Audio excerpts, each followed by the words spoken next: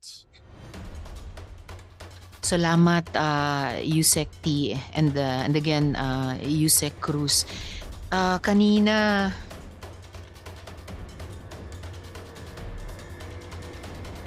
yes, and sure. Madam Chair, I just want to ask si Yusek Cruz.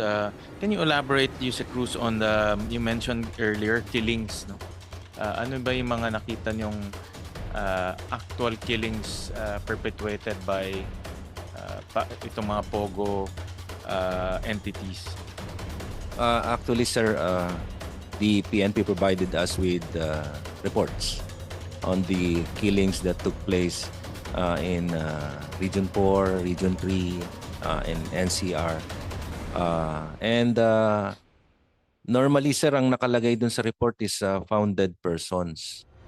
So, kasi sir, once na nilagay mo ang sa report na found dead foreign national, it will be another story. Because once you put there in the report, found dead foreign national, you need to coordinate with the embassy. Let's say if the guy is a Chinese-looking guy or a Caucasian guy, you need to report to the U.S. Embassy, or you need to do a coordination with the Chinese Embassy. And then para makuha mo yung identity or whether there is a report of a missing person, then that's the time you know. Kasi once na nilagay mo lang na found dead body, sir, it will be another, parang it will be tallied as ano lang, sir, another killing lang na unsolved cases. Paano siya konektado sa mga POGO? Sir, nalalaman na lang namin once na-coordinate namin, sir, with the embassy, and then we check on the background. Let's say there is a missing report filed with the embassy, and then the family is looking for the son or the relative, and then that's the time na malalaman na lang namin na the guy who was on that is a worker po ng POGO. Doon po nalalaman namin yung background. Ilan nito? Yusek, how many killings based on your to the best of on your record, sir, last year it's about 60 or 63. 60 to 63 Yes. killings Yes, sir. related to POGO. Yes, sir. Tama? Dr. Casio? Thereabouts, sir, recovered bodies. Yeah. Of seemingly foreign-looking dead bodies po. But they're related to POGOs. How sagot po sa tanong ninyo, we're able to definitely say in some instances that they are related to POGOs because some of their family members, some of their co-workers report them to be missing. Then some people send them videos of these individuals supposedly asking for ransom. The videos indicate them being tortured, and in some sad instances, videos showing their dead bodies.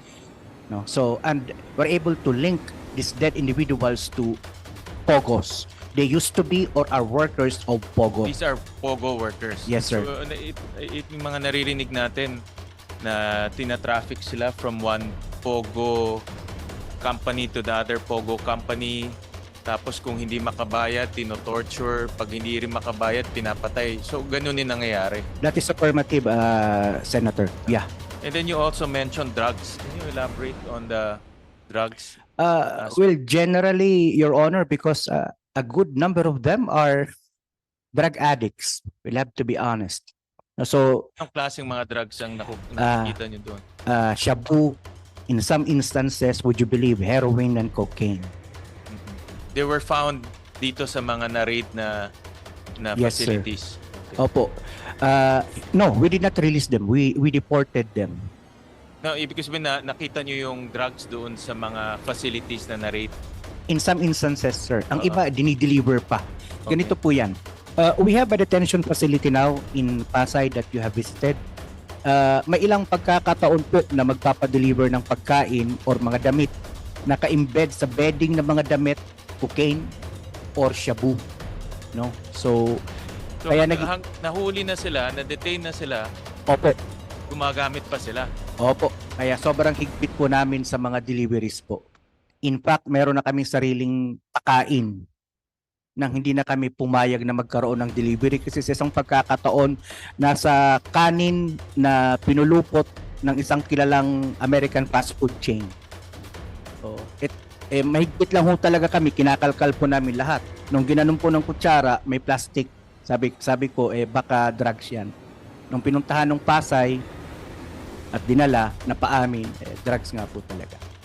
And then you mentioned in your presentation yung 4 na Chinese national na meron ng existing warrant.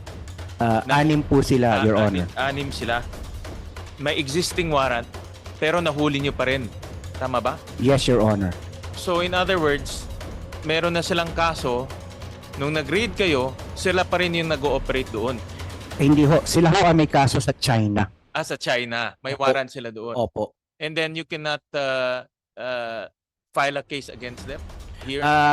We could, Your Honor. Kaya lang we deemed it proper that since may outstanding warrant naman sa China and they are deportable already, might as well let the People's Republic of China handle that. In the meantime that we are unable to find enough evidence to link them to particular scams here, wala pa ho kasing specific complainants in relation to their scamming activities dito po sa Bamban.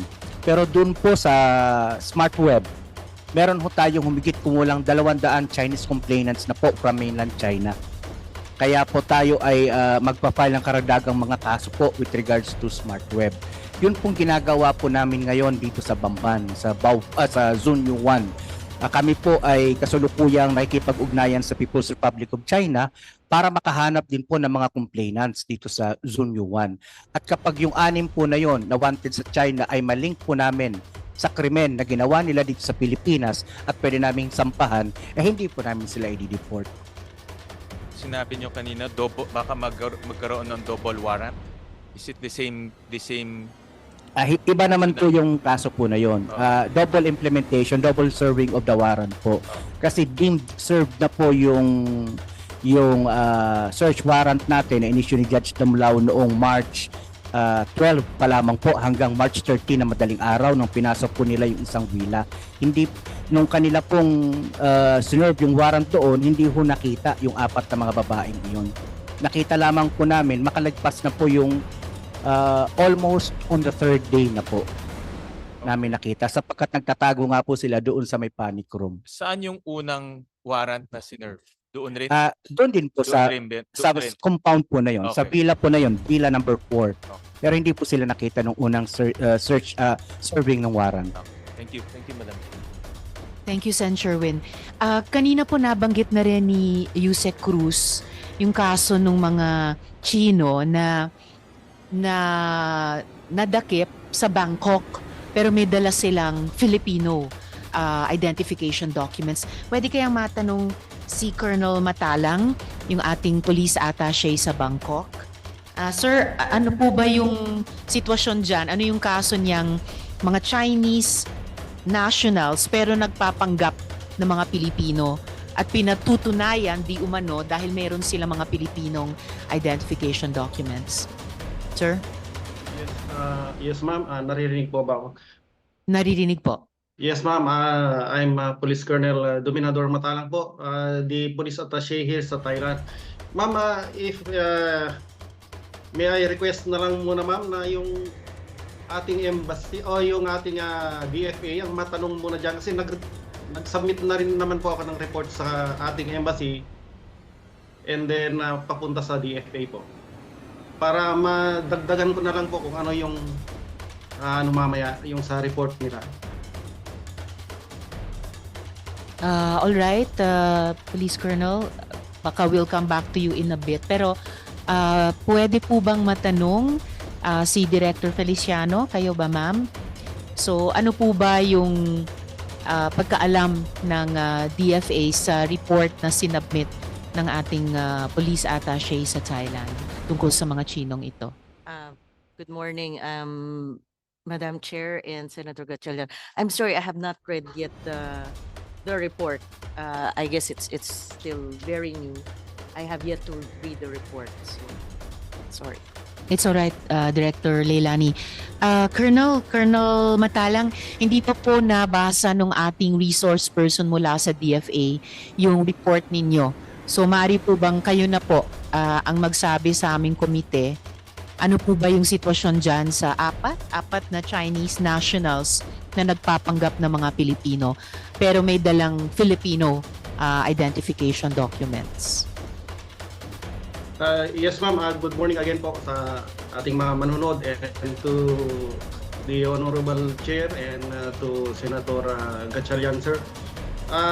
Yes ma'am, about the four the four Chinese nationals who happen to have in their possession Filipino passports.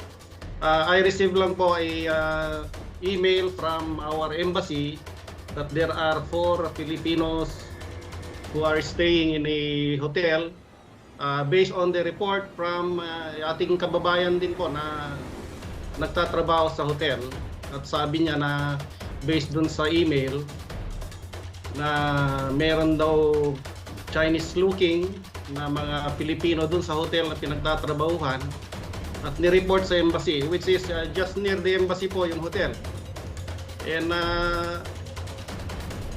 nag-letter din po yung embassy sa DFA kung ano ang dapat na gawin. So, meron naman po letter na nagsasabi kaagad kung ano yung action na dapat na gawin. So, I acted on it, which is ano po ako sa immigration ng ating dito sa ating counterpart dito sa Thailand, which is it just took hours para mag-act po sila, which is very sila na tumulong sa atin. I reported about this allegedly Chinese nationals who are in possession of passports. Nagkataon lang po kasi na na-xerox nung hotel staff yung kanilang passport.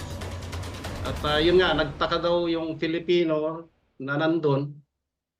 So kinausap niya ng Filipino, which is hindi naman makasagot ng Filipino, hindi makasagot dahil hindi marunong salita ng Tagalog. So yun po, ni-report ko na po sa ating sa immigration dito sa Thailand, and good enough that just 3 hours nag-conduct na ng operation, at doon po kami nagkita-kita sa hotel wherein nag-conduct din sila ng kanilang sariling research, at doon nga natuklasan talaga nila na nandun yung mga nagpapanggap ng mga Filipino. And during after ng coordination with the hotel, yun po, nagpaalam na po sila na i-inspect yung rooms kung saan nag-stay yung mga Chinese, yung allegedly Chinese nationals na may mga Filipino passport. So doon po nagkaroon na nung inspection sa kanilang room, at yun nga po,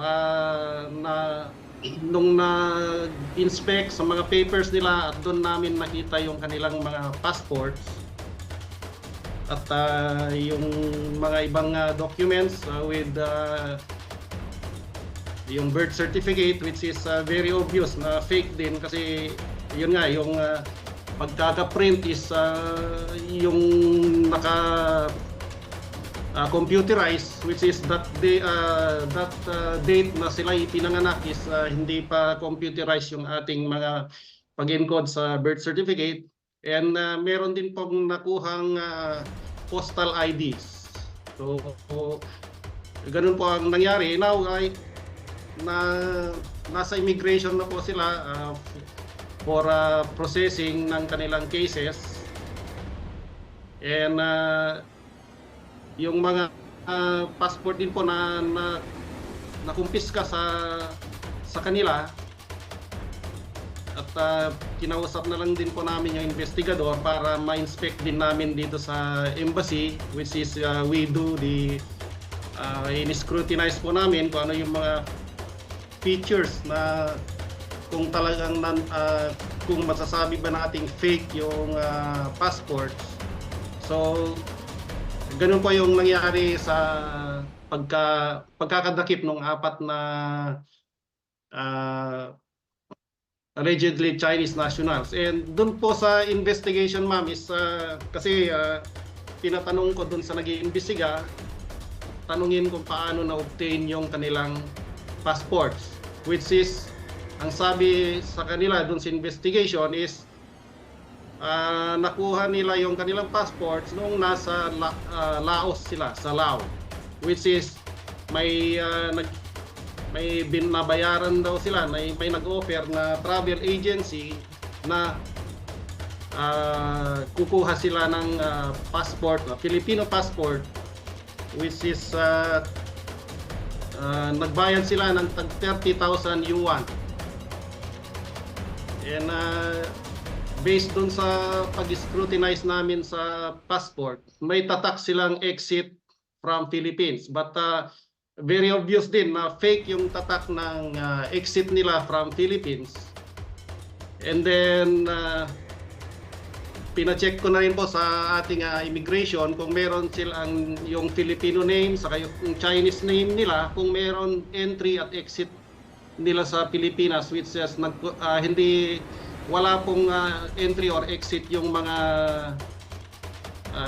suspected na mga Chinese na dumating or nag-exit ng Pilipinas. So, yun po, Madam Chair. Maraming salamat po, Colonel Matalang. Mabuti na lamang po maganda yung test na ginamit ng kababayan natin sa hotel, na nung nagsuspecha sila, sinubukang kausapin at doon napatunayan na hindi marunong mag-Pilipino. Mabuhay po kayo, Colonel, sa inyong isinagawa. At sa pamamagitan ninyo, maraming salamat din sa ating at sa inyong mga counterparts dyan sa Bangkok, Thailand. Dahil ang ginawa po ninyo, Colonel, ay hindi lamang madakip ang 4 na nationals na nagpapanggap na tayo, pero kumbaga in-uphold nyo yung dignidad, yung identity natin bilang mga Pilipino at yung pagiging sagrado pati ng mga dokumentong hawak natin bilang patunay dyan. So maraming salamat muli sa inyo, Colonel.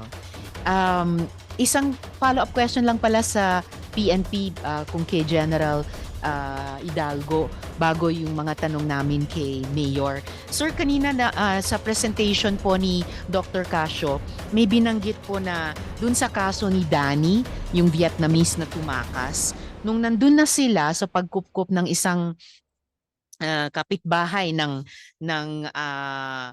Baofu, dinaluhan daw o dinalaw daw si Danny at pinapipirma ng affidavit of desistance ng mga PNP na naka-uniforme daw. Nabalitaan nyo na po ba ito at if ever may action na po ba Madam ang Chair, as PNP far as I dyan? know, I'm not aware of that allegation against our PNP local police personnel who is offering an affidavit of desistance to the Vietnamese. As far as I know, ma'am, Mr. Santa Maria, the ex-US Air Force, called us also to report that one Vietnamese seek refuge in his residence. That's the reason why we send our investigators to attend to the request for police assistance. So kayo po yung nagpadala ng mga It investigador was para kausapin si the local Elias chief of Danny? police, Madam Chair. Yung local chief of police po ang nagpadala or Yes, ang Madam pumunta? Chair. Local chief of police, ma'am, ang pumunta. So sir, since kayo naman po ay PNP Region 3, pwede rin pong kasabay po nung naunang tanong tungkol sa bakit nirelieve si Colonel Buyakaw, maaari po bang humingi ng tulong din malaman o humingi ng dagdag na impormasyon dun sa sinabi ni Elias Danny na at nasa ulat din ng PAOK na pinapipirma si Elias Danny ng affidavit of desistance di umano ng mga PNP din na uniformado. Madam Chair, I think the replacement of Colonel Buyakaw is here, Colonel Ana. I think he's the better person to answer that, Madam Chair. Thank you, General. Colonel, quickly lamang po matanong kayo kung maaari bago yung aming mga tanong kay Mayor.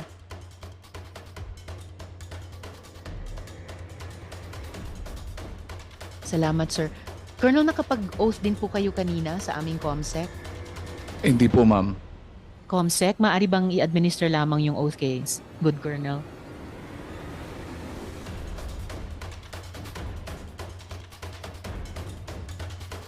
Please raise your right hand. I, please state your name. Do solemnly swear that I will tell the truth, the whole truth, and nothing but the truth for this investigation. Thank you. Salamat, Comsec. Salamat, Colonel. So yun lamang po yung quick follow-up question ko lamang po. Nabalitaan nyo na po ba at napag-alaman nyo na po ba o naaksyonan yung sinabi ni Elias Dani, yung Vietnamese na tumakas sa Baofu at lumabas po siya sa presentation kanina ng PAOK na di umano pinapapirma siya ng affidavit of desistance na mga uniformadong PNP natin? Good morning, ma'am, sir. Ma'am, bago po ako sa CIDG po NCR na assign, sa pagkakaalam ko po, base po sa pagbabasa ko po doon sa CIDG participation po, doon lang po kami nag-participate sa application po ng search warrant at saka sa execution at saka filing of cases po, ma'am. Hindi na po kami, wala po sa ano namin yung tungkol po sa aligasyon na yun po, ma'am. Pero narinig nyo na po ba yung aligasyong iyon? Hindi po, ma'am. Kung gayon, sir, maaari po bang alamin po ninyo, hiling po ng komite dahil importante po para sa amin dahil may kinalaman or may implikasyon sa PNP. Maaari po bang alamin nyo lamang kung meron nga ganong insidente at bakit? Po, ma'am, we will conduct the investigation, ma'am. Salamat po, Colonel. So, at this point, pwede na po bang matanong si Mayor Alice Guo? So, Mayor, kanina natanong ko po yung tungkol sa pagbukas nila ng mga vaults dun sa Baofu. And gumagamit sila ng acetylene torch. Pero sabi po sa presentation ng PAOK, ang gagamitin dapat nila mga grinders. So, and dapat may mga tao na mag-ooperate nung grinders na iyon. So, just a quick follow-up question on that bago yung mga other major questions as well. Bakit po nawala yung mga taong mag-ooperate dapat ng grinders? At least those people na galing sa munisipyo on a very important day na may critical task na gagawin sila.